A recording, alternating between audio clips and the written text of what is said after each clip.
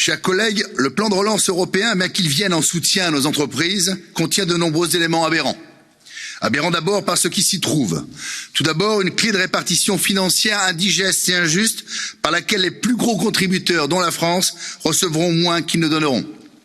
Deuxièmement, l'ignoble article 9 bis qui lie le bénéfice du plan de relance au respect de l'état de droit et des valeurs fondamentales de l'Union est un véritable chantage idéologique et financier. Troisièmement, une obligation pour les États de préparer des plans nationaux pour la reprise et la résilience sur 4 ans qui appliquent les ordres du semestre européen, véritable super-étatisme européen.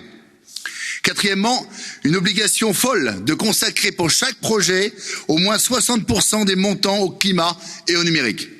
Enfin, une compétence étendue et pourtant illégitime pour l'OLAF et le Parquet européen de mener des enquêtes, c'est-à-dire en pratique un contrôle par eux des finances des États membres.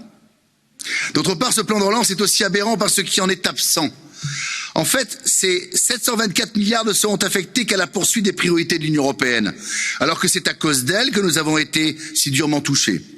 Rien sur les relocalisations pourtant promises, rien sur le pilotage national des industries stratégiques, rien sur la souveraineté et l'autonomie.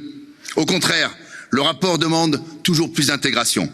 L'Union européenne n'a décidément tiré aucune leçon, ni de la crise sanitaire, ni de notre dépendance logistique. Elle a été incompétente dans l'approvisionnement des masques, incompétente dans l'acquisition des tests, incompétente dans la gestion des matériels de protection médicale, enfin incompétente dans la négociation et la livraison des vaccins. L'Union européenne rêvait d'une grande Europe de la santé, c'est finalement une Europe du fiasco qu'elle nous a présentée.